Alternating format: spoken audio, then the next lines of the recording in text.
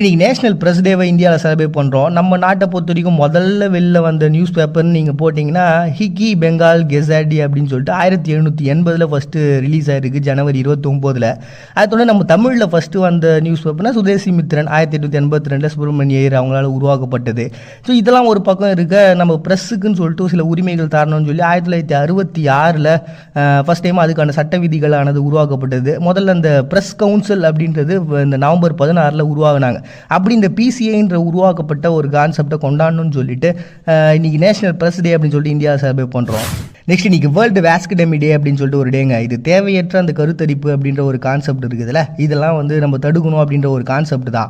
ஆனால் மோஸ்ட்லி பெண்கள் தான் கருத்தடை பண்ணிப்பாங்க அப்படின்னு நம்ம கேள்விப்பட்டிருப்போம். ஆனால் ஆண்களுக்கும் அந்த மாதிரியான கான்செப்ட் இருக்குது. அதில் இன்னும் ஸ்பெஷல் என்னென்னா, பெண்கள் கூட சைடு எஃபெக்ட் ஏற்படுறதுக்கான வாய்ப்பு இருக்குது. ஆண்களுக்கு இந்த கருத்தடை நம்ம பண்ணிட்டோம் அப்படின்னா அதுக்கான எந்த பிரச்சனையும் ஏற்படுறது இல்லையா. இதை நம்ம மக்கள்கிட்ட கொண்டு போய் ஏற்படுத்த